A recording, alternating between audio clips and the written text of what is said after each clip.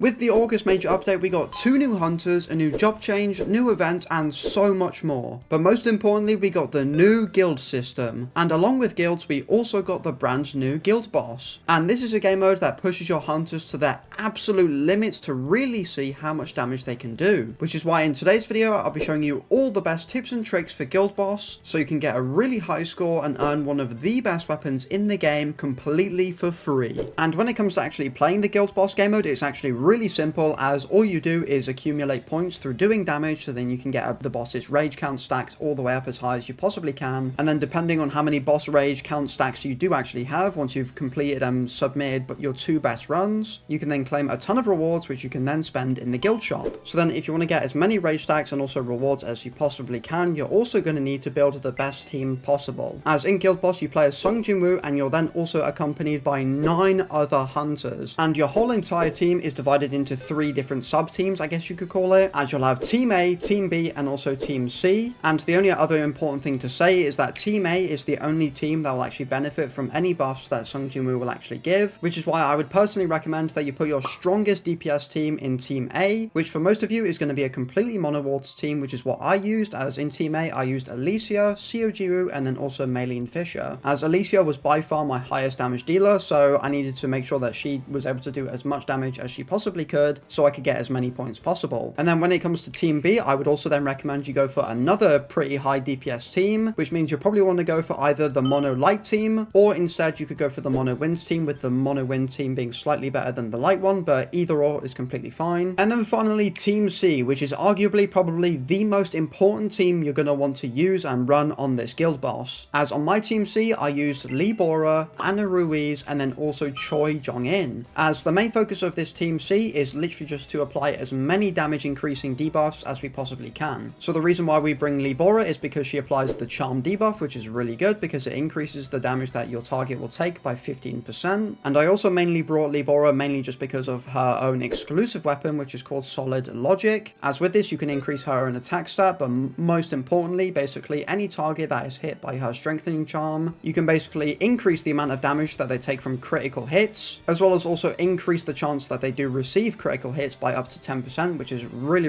good and will increase your damage a ton. And then the reason why I brought Choi Jong-in on this team is also mainly because of his own exclusive weapon, as basically whenever Choi attacks any target afflicted with the burn of debuff or effect, whatever you want to call it, you can basically decrease their defense by 7%, which can go all the way up to 20% if you do have his weapon at max dupes, which will once again give you a ton of damage as well. And then finally, the biggest surprise on this team you'll probably think is going to be Anna Ruiz, but she is honestly just absolutely fantastic for the guild boss, as basically with her 3rd dupe she can apply enhanced corrosive poison, which essentially what it will do, it will deal 100 break damage every 3 seconds, as well as deal 30% of her attack every 3 seconds for 30 seconds. But the most important thing of this is that she can also decrease your enemy's defense by 1%, which can stack up to 10 different times, which means once you've created your Team A and also Team B, which is full of a load of damage dealers as well as great supports, you'll be able to not only do a ton of damage, but once you then supplement those 2 teams with Team C, you'll be able to apply a ton of different debuffs to the dragon boss, so then your main teams of Team A and Team B can do even more damage, so you can get way more points than you normally could do. But one thing that could also be even more important than actually fielding the correct team is going to be building all 9 of these hunters as well as Jinwoo in the best way possible. And let's start off with Jinwoo's build, who is definitely going to be the most important character for you to build, as when it comes to building Jinwoo in this game mode, you'd probably think that you'd want to use him as a DPS, as that's what he does best. However, if you think that, unfortunately you'd be wrong, as the best build from what I've seen from other people as well as just from my own general testing is to actually be running Jinwoo as one of your main supportive characters, which means for the artifacts we'll be using the complete 8 set effect of the Burning Blessing set. So then basically whenever we use our ultimate skill, we can apply an increase of 20% damage dealt to our whole party, which is going to be really good, as well as also increase their HP and heal it over time, which will be very nice. But in order to get the Burning Blessing bonus, you need to use his ultimate skill as much as possible, which means when it comes to equipping all of his basic skills, there's only going to be a set few amount that you're going to want to use. As if you've already seen a lot of other people's runs in Guild Boss, then you would know that Ascension Break, which is the fire version of Crushing Blow, is going to be probably the best skill for this run, as essentially the main thing this skill will do and benefit you with is the ability to charge your ultimate gauge by a set percentage depending on the actual rarity of it. But then the most important thing about this is the fact that you can actually then decrease the cooldown of your ultimate skill by a set amount of seconds, again depending on its rarity, which will overall allow you to spam your ultimate way more than you normally could, which will give you way more uptime on your Burning Blessing buff. And then the next best skill you'll want to use is going to be called Vacuum Wave, which is the wind version of Armor Break. And this skill is actually really good, as pretty much whenever the skill hits, you can then increase the amount of damage that your target will take by 10% for 12 seconds, which will overall leave those two skills as the best ones for you to use. However, there are two others that I think could also be pretty good in the guild boss. And the very first one is called Absorption, which is one of the runes for the Commander's Touch. And the main benefits you'll get from this is basically the fact that when this skill does land, you can then recover 3% of your mana points as well as 3% of your power gauge. But then the final skill I'd recommend for you to use would be High Speed Rotation, which is the wind version of Death Stance. And also just like things like Ascension Break as well as also Absorption, you can then also charge your power gauge with this skill by a set percentage, depending on obviously on its rarity, which then brings me on to all of Sung Jinwoo's Blessing Stones and all of the best ones that you're going to want to use for him. And then because we're also going to be using Sung Jinwoo as a support, it then does mean we're going to want to use Blessing Stones that can help our teammates inflict more damage and not necessarily Sung Jinwoo himself. Which is why the brand new Blessing Stone called We Are One is an amazing one for him, as what this does is basically whenever you have two support hunters with the same element on your team, you can not only increase Sung Jinwoo, but also all of your support hunters' attack, defense, and HP by 3.5%. But then also, if you then have 3 support hunters that have all the same element on your team, you can then increase Sung Jinwoo and your support hunters' attack, defense, and HP again by another additional 3.5%. Which will then bring me on to Bloodlust, which is another amazing Blessing Stone for you to use on Sung Jinwoo, because pretty much whenever you attack the guild boss with this Blessing Stone, you can actually then just instantly decrease the guild boss's defense by a set percentage, which will allow all 9 of your hunters to benefit from, which will be absolutely amazing. And then because there's also not many other Blessing Stones that can actually inflict debuffs onto the enemies or actually buff your teammates, it does mean that opting for the Reawakening Blessing Stone can be very valuable, as you can decrease your skill cooldowns, which would be absolutely fantastic, which means when using skills like Vacuum Wave, once you've then used it, the cooldown of it will be a little bit shorter, which means you'll be able to have more uptime on it, which will then overall give you more damage. And then there's also the Blessing Stone called Swiftness, which is another fantastic one for this game mode and just fight in general, as it allows you to dash an additional time and then also give you a percentage chance to reset your dash whenever you do dash. And the reason why this is actually so important is mainly because your main thing that you want to do with Sung Jinwoo in this is not only just apply all of your main debuffs with your skills and stuff like that, but it's also to proc your Shadow Step's defense decrease as much as you possibly can, as Shadow Step can decrease your enemy's defense by 60% for 15 seconds, which is going to give you a huge amount of extra damage, which then finally for Sung Jinwoo brings me on to all of the best weapons that you're going to want to use on him. And by far the 2 best weapons for this are going to be Thetis' Grimoire, as well as also Moon Shadow. But let's start off with Thetis' Grimoire, and the reason why this is going to be so good is mainly because of its A1 dupe buff, because what this then allows you to do is apply the deep erosion to targets whenever you use your skill. And the reason why this debuff is so good is because you can increase elemental weakness damage taken by 24% for 15 seconds. But then for Moon Shadow, unfortunately, you're going to need it with a few more dupes, as the main reason Moon Shadow is so good is because of its 5th dupe, as if you didn't know, Moon Shadow can apply the time slowing effect with its skill, and basically with its 5th dupe you can then increase the user and their team members damage by 15% while the time slowing effect is active. However, of course, not everybody is going to have all of these weapons with the correct amount of dupes, which means we've got to go over all of the best free-to-play options for you to use with Sung Jinwoo. And the first weapon I want to talk about is actually going to be the Juicy Grilled Skewer, which is a completely free-to-play weapon and is a weapon you can get completely max duped for free, which is really good. And when you do get this weapon to 5 dupes, you can make it become really useful in the guild boss fight, as pretty much it will enhance the effect of Sizzling Grill, which is a buff that it applies to anybody that stands within the area that the weapon does create with its skill. And the enhanced version of Sizzling Grill will increase your team members' fire damage by 10% when within the area. But then the most important part of this is that you can then increase team members' just regular damage dealt by 10% when within the area as well. Which then brings me on to the Frostbite Falchion, which is another great free-to-play option for you to use, as its first dupe allows you to apply the Erosion debuff, which is just a much weaker version of Thetis' one, as what it will do, it'll increase the damage dealt to targets that have elemental weakness by 12% for 15 seconds, but then once you get it to 5 dupes, you can then actually stack that Erosion debuff 2 times as well. And then the final free-to-play option weapon that I actually used in my runs is actually going to be Night Killer, as unfortunately you're going to need Night Killer at completely max dupes, as pretty much with its 5th advancement, whenever the maximum number of decay effects have been applied, you can then cause an explosion which will then apply the component destruction effect to your target. And what component destruction does is it basically says the target's damage taken will increase by 2%, which can stack up to 5 times, which will allow you to get a 10% damage increase. But what is so good about this debuff is the fact that it's actually permanent, which will give you a permanent 10% damage increase throughout the whole fight once you have actually applied your 5 stacks of component destruction, which you can do pretty quickly. But then one other thing I did actually forget about Sung Jinwoo is all of his stat points that you want to use for him, as you can either go for a completely maxed out strength stat, or you could actually go for a completely maxed out intelligence stat. As what intelligence will do, it will give you more mana points and more cooldown reduction, which will allow you to spam your skills and things like Shadow Step and your ultimates a lot more, which in theory could give you a lot more damage. However, when I did use intelligence and also strength, they were both pretty similar and just comparable to each other, or at least I didn't really find that there was much of a difference. However, both did work actually really well. So with the most complex build in Jinwoo's build completely out of the way, let's talk about all of the best hunter builds that you're going to want. And when it comes to Team A, Team B, and also Team C, your main DPS characters, which for me were Charhain, Alicia, and then also Lee Bora. For these characters, you'll either want to go for stuff like the 8-set Burning Curse, or you could go for a mix of the 4-set Burning Curse alongside the 4-set effect of the Expert set. And overall from the damage that I did see, I do believe the 4-set Burning Curse set alongside the 4-set Expert set will actually give you more damage, which then moving on brings me to the breakers of the team, which for me I used Go Gun Hee, Seo Jiwoo, and then also Ana Ruiz. And then for all 3 of these characters, you're going to want to run the 8-set effect of Burning Greed, so then you can apply the 15% crit rate and also the 30% crit damage increase to your whole team after they've used 10 skills that deal break damage. And then when it comes to the last 3 characters in your team, which will be your supports, and I used Min Byung-gu, Maylene Fisher, and then also Choi Jong-in, you'll want to go with something that can help increase your teammates' damage, which means things like Angel in White plus Sylph's Blessing will be absolutely amazing and will probably be the top priority for you to go for, as the Burning Blessing set won't be as useful on them, as charging your ultimates will take quite a long time to do, which is why we leave Sung Jinwoo to do that, because he can just reset the cooldown quite quickly. But then also another set that you could use could be the Destroyer set, which is the gear set that I actually used on my Choi Jong-in, as it did allow him to charge his ultimate a lot faster, but also Lee Bora's and also Ana Ruiz's ultimates faster as well, which overall is pretty much everything you need to know about the guild boss. However, some final tips that I'd leave for you for the actual fight is that you just need to pretty much apply all of your debuffs as often as you possibly can, and especially when it comes to using weapons like Thetis's Grimoire, like once you've applied the Deep Erosion effect, you can actually just cancel the animation of it with a dash, so then you can go in to use other skills and just get those debuffs off as quickly as you possibly can, so you're saving as much time as possible. As well as also, I'd 100% make sure that you properly position yourself so that you can get as many Shadow Steps as you possibly can, so then you can decrease its defense for as much of the fight as possible. And a way for you to quite easily understand when the boss is about to attack is basically pretty much once it's done an attack, it will basically stop and not do anything for a little bit, and then pretty much for the vast majority of the time, it will then turn and rotate to stare at its next target. So basically, when you see it turn and start to face one of your other allies, or maybe yourself as Sung Jinwoo, then you know it's going to be attacking pretty soon, which means you'll want to position yourself in front of it as quickly as you possibly can, which is why things like the Dash Blessing Stone is going to be really useful, so you can get there as fast as possible. So just keep that in mind as well. So there you have it. That is the complete guide to Guild Boss and everything to do with it, with the best teams, the best builds, and everything you can think of. So hopefully after now that you finish watching this video, you can go ahead and increase your damage by an absolute ton. And overall, if you did enjoy this video or you found it just useful in general, then don't forget to like and subscribe and click the link down below to support me as a creator, as it does help me out a lot. But most importantly, I will see you all in the next video. Peace!